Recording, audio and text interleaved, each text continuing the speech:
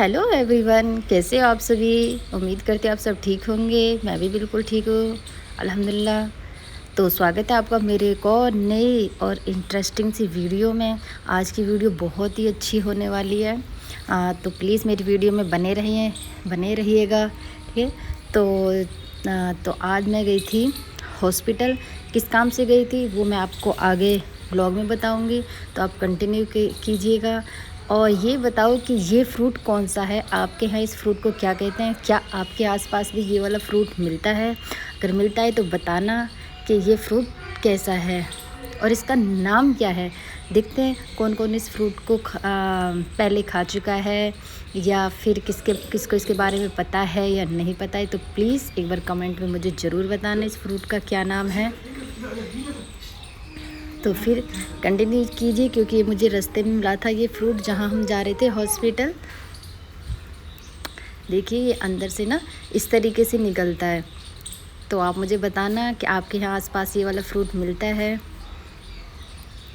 मुझे तो ये फ्रूट अच्छा लगा था। मैंने तो ये फ्रूट फ़र्स्ट टाइम टेस्ट किया था, इससे पहले मैंने कभी नहीं टेस्ट किया।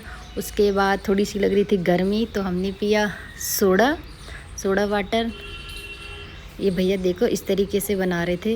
पहले हवा तेज़ चल रही थी तो ये ना थोड़ा नीचे की तरफ करके बना रहे थे, फिर इन्होंने ऊपर रख के फिर बनाया। और काफ़ी टेस्टी था ये सोडा। गर्मियों में तो देखो ऐसी लिक्विड की चीज़ें जितनी आप पियो उतनी ही बेस्ट होती है, क्योंकि बहुत ज़्यादा गर्मी हो रही है, पसीना आता है। तो इसके लिए हम जितना लिक्विड पी सकते हैं उतना लिक्विड पियो। तो ना इस अंकल के पास ही सोडे बनाने वाली मशीन भी थी। पहले क्या होता था, वो जो हमारी कांच की बोतल में सोडा आता था ना, जिसको लिम्का बोलते थे, उससे बनता था ये। आजकल तो सब कुछ एडवांस है, सब कुछ आपको साथ के साथ मिलता है, लेकिन उसका टेस्ट बहुत अलग होता था और इसका थोड़ा अलग लगा मुझे। आप सब भी बताना आपको वो कांच वाली बोतल वाला सोडा पसंद है या फिर ये स्टाइल वाला। ये देखिए भैया ने 5 मिनट के अंदर ये वाला सोडा जो है बना के बिल्कुल हमें तैयार करके दे दिया। फिर लिया था हमने वाटरमेलन। और जो आपको ये वाले वाटरमेलन दिख रहे हैं ना, ये अंदर से येलो कलर के वाटरमेलन है। ये वाले तो रेड हैं, लेकिन आपको मैंने धारी वाली साइड में दिखाए थे, वो अंदर से बिल्कुल येलो कलर के ही वाटरमेलन निकलते हैं। और बहुत ही ठंडा वाटरमेलन होता है वो, मीठा भी। और ये तो लाल वाला, ये भी बहुत अच्छा निकला था। ये मैं 6 किलो का एक ही पीस ले आई थी, उसी के अंदर बहुत अच्छा निकला था ये वाला पीस। फिर बनाए थे मैंने बेटियों के लिए सैंडविच। मैं सादा सिंपल बिल्कुल सैंडविच बनाती हूँ उनके लिए। पिज़्ज़ा वगैरह की जगह मैं उनको सैंडविच ही बना के खिलाती हूँ।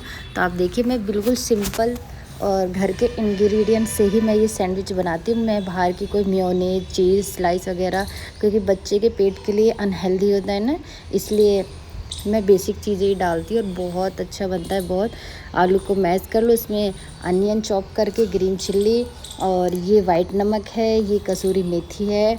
आप धनिया भी ले सकते हैं, मेरे पास धनिया नहीं था तो मैंने इसलिए कसूरी मेथी ले लिया है। और ये चाट मसाला और भुना हुआ जीरा मैंने सारा एक साथ मिक्स करके रखा हुआ है, तो ये डाल लिया। उसके बाद मैंने इसी में ना थोड़ी सी रेड सॉस भी डाल दी, क्योंकि बच्चों को थोड़ा मीठा तीखा पसंद नहीं आता, मिर्च वाला, तो इसलिए मैं हल्की सी मैंने थोड़ा बैटर में मिलाया। फिर देखिए पिज़्ज़ा की बेस पे मैंने ये वाली सॉस लगाई। उसके बाद मैंने थोड़ी सी ग्रीन चटनी डाली, क्योंकि वो तीखा कम ही खाते हैं, इसलिए आपके बच्चों को जितना तीखा पसंद है तो आप अपने अकॉर्डिंग मिर्च वगैरह ऐड कर सकते हो। रेड मिर्च भी डाल सकते हो थोड़ी सी एडवांस में, मैंने नहीं डाली है। उसके बाद आपके पास जो भी वेजिटेबल हैं, जैसे अनियन है, टमाटो है और कुकम्बर है, तो आप वो इस तरीके से इसके ऊपर ऐड कर दीजिए। जैसे कैप्सिकम वगैरह होते हैं ना, वो सब। तो मेरी बेटियां वो सब नहीं खाती, क्योंकि मैं बच्चों की पसंद के, छोटी वाली तो 3 साल की है, अभी हुई भी नहीं है 3 साल के, 2.5 साल की है, तो मैं इसी हिसाब से बनाती हूँ ताकि छोटी वाली भी खा ले। तो देखिए एक मैंने बनाया था तवे पे, आपको बताने के लिए कि तवे पे भी ऐसे बनाते हैं। नहीं तो मेरे पास तो टोस्टर है, मैं उसी में बनाती, क्योंकि टोस्टर में बहुत जल्दी भी और उसमें ज़्यादा घी वगैरह, बटर वगैरह भी लगाने की ज़रूरत नहीं पड़ती, और तवे पे भी आसानी से बन जाता है। तो ये मैंने आपको दिखाने के लिए बनाया था तवे पे। देखिए इस तरीके से आप दोनों तरफ थोड़ा बटर या घी कुछ भी डाल के आप इसको दोनों तरफ से हल्का सुनहरा होने तक इसको भून लीजिए। दोनों साइड से, ताकि ब्रेड जो है वो हमारा कच्चा ना रहे और अंदर तक से जो वेजीज हैं वो भी पक जाएं। तो देखिए इस तरीके से मैंने ये वाला बनाया था तवे पे।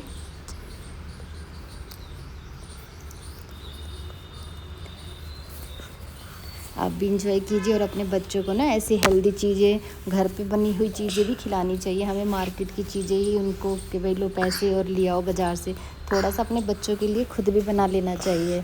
और ये मेरे पास ना टोस्टर है, इसमें 2 टोस्ट एक साथ बन जाते हैं। दो, लेकिन मैंने तवे पे ही 2 बना लिए थे, तो मुझे सिर्फ एक अपने लिए बनाना था अलग से। तो मैंने इस तरीके से पहले इसमें थोड़ा सा नीचे डाल लो और थोड़ा सा ब्रेड के ऊपर लगा लो, बस। इसमें आपको पलटने वगैरह की ज़रूरत नहीं पड़ती। और इस तरीके से मैंने इसको इस पर रख के, थोड़ा पहले मैंने उसको ना गर्म होने के लिए रख दिया था। और ऐसे बंद करने के लिए आपको एटलीस्ट 2 मिनट या 3 मिनट्स लगेंगे, बस।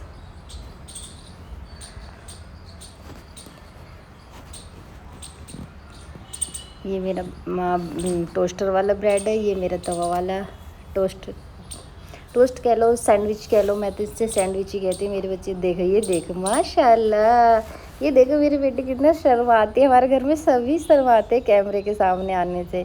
ये बड़ी बेटी है, ये इसके ना सेशनल चल रहे हैं, एग्ज़ाम चल रहे हैं, तो इसलिए स्टडी ही करती रहती है बस। ऐसे नहीं है खेलती नहीं, खेलती भी है और अपने साथ के साथ रिवीजन वगैरह भी करती रहती है। दोनों बहनें माशाल्लाह काफ़ी अच्छे से खेलती है। तो एंजॉय कीजिए आप ये सैंडविचेस को, और आप अपने घर में भी ज़रूर बना के खिलाना अपने बच्चों को ऐसे। क्योंकि ये ना बिल्कुल हेल्दी है, अनहेल्दी तो इसमें मैंने कुछ डाला ही नहीं था, सारी चीज़ें हेल्दी हेल्दी है। तो आप आराम से अपने बच्चे को खिला सकते हैं। मैंने पी थी देखो चाय इसके साथ, क्योंकि मुझे तो चाय पसंद है। मुझे पता नहीं क्यों चाय इतनी पसंद है, बहुत ही ज़्यादा। तो चाय वगैरह पीने के बाद फिर हो गया था शाम का टाइम, फिर हम थोड़ा सा ना बाहर निकल जाते हैं बच्चों को ले। बाहर ऐसे बाहर नहीं, सिर्फ अपने रूम के क्वार्टर्स के बाहर हमारे काफ़ी स्पेस है, तो इसी में अपने बच्चों को ये यहाँ पर बाहर स्टडी भी करती रहती है और छोटी वाली मस्ती करती रहती है बस। ऐसा वो भी पढ़ती है, उसको भी देख के मुझे भी होमवर्क दो मम्मा, मुझे भी होमवर्क करना है, ये देखो। और अब ये बना रही थी खाना, पेड़ के पत्तों को तोड़ तोड़ के ये मम्मा के लिए खाना बना रही थी, बहुत अच्छा वाला। और बड़ी वाली अपने पढ़ रही थी, इसने बस अभी शाम को पढ़ करती है ये 1 घंटे, और 1 घंटा ही करती है स्कूल से आने के बाद। तो इसकी ना जो रिवीज़न है वो कंप्लीट हो जाती है, उसके बाद ये भी खेलती रहती है बस। और फिर देखो मेरी छोटी वाली बेटी ने और बड़ी वाली बेटी ने थमा दी थी मेरे को बुक कि मम्मा ड्राइंग बना के दिखाओ, आप फ्लावर बना के दिखाओ। तो उसको मैंने बनाए थे देखो फ्लावर। बहुत टाइम हो गया मुझे ड्राइंग वगैरह बनाए। मैं पहले ना बहुत अच्छी ड्राइंग वगैरह बनाती थी, बहुत अच्छी। मेरे पापा तो यही कहते थे ये पढ़ने थोड़ी जाती है स्कूल, ये तो ड्राइंग करने जाती है स्कूल, इसको तो ड्राइंग करनी है बस। उस टाइम पे ना मुझे अपने पापा की बात बहुत अजीब लगती थी कि पापा तो बस ऐसे ही कहते रहते हैं मुझसे, मेरे अब्बा जी तो ऐसे ही कहते रहते हैं कि मैं पढ़ती नहीं। मैं पढ़ती भी तो हूँ और साथ के साथ ये भी करती हूँ। नहीं तो सिर्फ ड्राइंग करने ही जाती है वहाँ पे। भाई किस किस के पापा है जो बचपन में जिन्होंने ऐसा कहा होगा। मेरा इंटरेस्ट था थोड़ा ड्राइंग में और मेरी ड्राइंग अच्छी हो गई थी। अब जिसमें इंटरेस्ट होता है बच्चा वही तो करता है। अब उस टाइम पे माँ बाप की बात ना पता नहीं क्यों हर्ट करती थी कि बस ये तो हमसे ऐसे ही लड़ते रहते हैं। आज जब हम पेरेंट्स बने हैं और जब हम अपने बच्चों को कुछ अच्छी चीज़ें बताते हैं ना, तो हमें अपना टाइम याद आता है कि हमारे पेरेंट्स भी हमको ऐसे ही बताया करते थे कि ऐसे मत करो, ऐसे करो। जब पेरेंट्स बनते हैं ना तभी वो चीज़ पता चलती है। अब हमारे बच्चों को हर्ट होता होगा, हम उन्हें कुछ अच्छी चीज़ बताते हैं जब कि ये मत करो, ये करो, ये मत करो।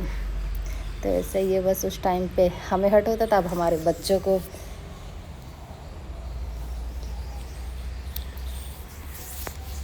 ये देखिए मेरी ड्राइंग बस ऐसे ही है, चला लेती हूँ काम। ये नहीं है कि किसी पे डिपेंड रहे हूँ। अब तो कम से कम 15-20 साल हो गए उस चीज़ को, क्योंकि ड्राइंग का क्रेज़ था जब स्टार्टिंग में स्कूल होता है ना, बस 10th तक, तब तक ही रहता है ये ड्राइंग का क्रेज़ वगैरह भी बस।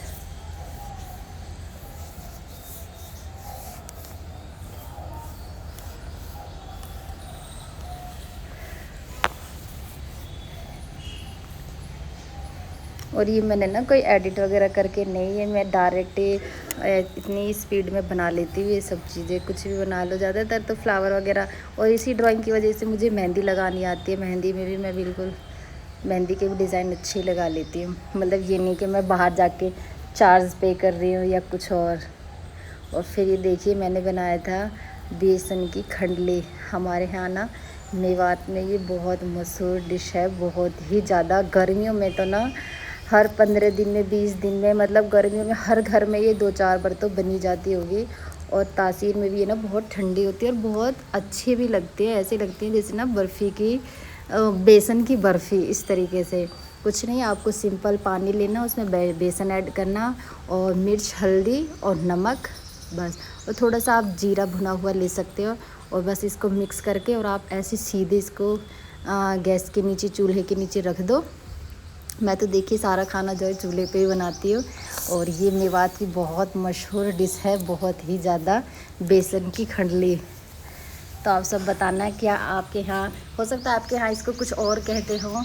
हमारे यहाँ तो इसको बेसन की खंडली कहते हैं मेवात से, क्योंकि मैं देखो मेवात से बिलोंग करती हूँ, मैं मेवात की एक लड़की हूँ, इसलिए।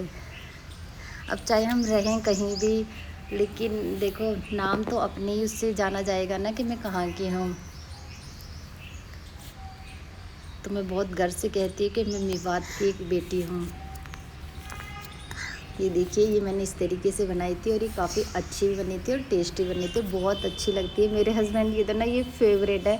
ऐसा होता है ना, मुझे बहुत हंसी वो आती है जब भी उनकी तबीयत ख़राब होती है, जब भी उन्हें कुछ होता है ना, तो बस मेरे लिए बेसन की खंडली बना, चाहे गर्मी है चाहे सर्दी है, उनके लिए तो ना ये हर मौसम में बनती है, हर मौसम में, जब भी उनकी तबीयत ख़राब हो तभी। और देखिए शाम के डिनर में मैंने बनाया था घी का रायता और थोड़ी सी घी की ना भुजिया भी बनाई थी।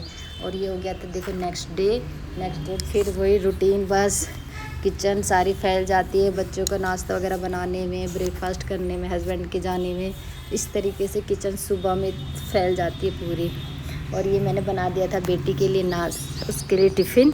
आज मैंने उसको 2 टिफ़िन दिए थे। मन का नहीं, 2 पराठे तो कम से कम खाने चाहिए, एक आपके लिए कम है, इसलिए आज मैंने उसको ज़बरदस्ती 2 ही वैसे तो 2 ही देती हूँ। अब उसकी छुट्टी ना स्कूल की जल्दी हो जाती है, तो फिर वो मना करते कि मम्मा वो ना बेल जल्दी बज जाती है और मेरे से टिफ़िन पूरा फिनिश नहीं किया जाता, इसलिए।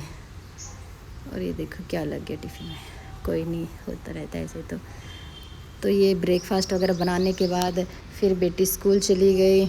उसको इस तरीके से मैं रोज़ रेडी वगैरह करना पड़ता है पूरा। एक हाउसवाइफ के लिए ना कितना टिपिकल रहता है। सुबह के टाइम तो ना उसे इतनी भगदड़, इतना बिजी शेड्यूल रहता है, बहुत ज़्यादा। अभी तो देखो इसकी मुझे छुट्टी करनी बाकी है। फिर ये देखो उसके जाने के बाद फिर मैंने किचन की साफ़ सफाई करी, सारे किचन के अच्छे से कपड़े से सफाई वगैरह करने के बाद, क्योंकि देखो बच्चों के सामने तो होती नहीं है। वैसे ही जब हस्बैंड भी चले जाते हैं, बेटी भी चले, तब मैं जाके फ्री होती हूँ और तब मैं घर के काम में लग जाती हूँ फिर फ़ौरन। और फिर देखो मुझे वीडियो भी शूट करनी पड़ती है, फिर वो मुझे एडिट भी करनी पड़ती है, फिर डाउनलोड भी करनी पड़ती है। कितना वर्कलोड रहता है, कपड़े, बर्तन, झाड़ू पोछा। ये देखिए मशीन बनना पड़ता है हाउसवाइफ को, तो मशीन पूरा। ये मैंने पहले ना, मैं जो बर्तन होते हैं ना उनको पहले पानी से ना खंगाल लेती, सारे बर्तनों को एक साथ। उसके बाद साबुन वगैरह से, सर्फ से, डिटर्जेंट, लिक्विड वगैरह से मैं फिर वॉश करती हूँ। और ये सिंक देखो बार बार में रुक जाती है, इसको ड्रेन करना पड़ता है, साफ़ करना पड़ता है। मैं पहले ना एक बार बर्तनों को सारों को ऐसे खंगाल के उसके बाद ही मैं सर्फ़ लगाती। इससे क्या ना बर्तनों में ना अच्छी चमक आती है और ना चिकनापन नहीं रहता बर्तनों में बिल्कुल भी। ये देखिए मैंने किचन की कर दी थी पूरी क्लीनिंग, अच्छे से साफ़ सफाई सारी। और अभी देख रहे हैं थोड़ी देर बाद ही भर जाएगी। बाय।